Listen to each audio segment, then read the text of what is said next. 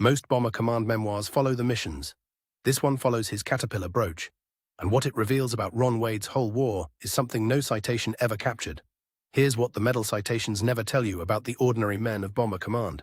If you want to actually understand a veteran's whole war, don't chase the medals. Follow one object all the way through. For Ron Wade, that object was silk. Start in 1941. Before he ever flew, they sewed an escape map into his uniform, printed on silk because silk wouldn't rustle in the dark and it wouldn't rot. That was standard Mi-9 kit. The SS took it off him when they caught him. Now the second silk. His parachute over Holland, briefly catching fire above his head as he fell out of a burning Whitley. Same jump where one of his own .303 rounds cooked off in the flames, came out of the tail, and stopped a few millimeters short of killing him. A Dutch doctor in Harlem told him that the next morning, and here's the part nobody plans for. That parachute saved his life, so he earned the Caterpillar Club pin. Leslie Irvin started it in 1922, a gold pin for anyone a silk parachute saved. Over 34,000 men wore it by 1945.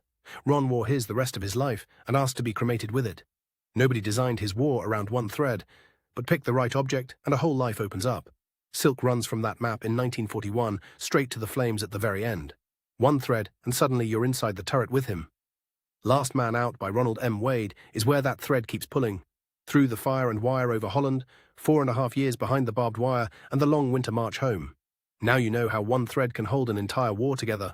Last Man Out is where the rest of Ron Wade's story lives, the parts no mission report ever touched. Tag someone who'd follow the silk. They need to read this one.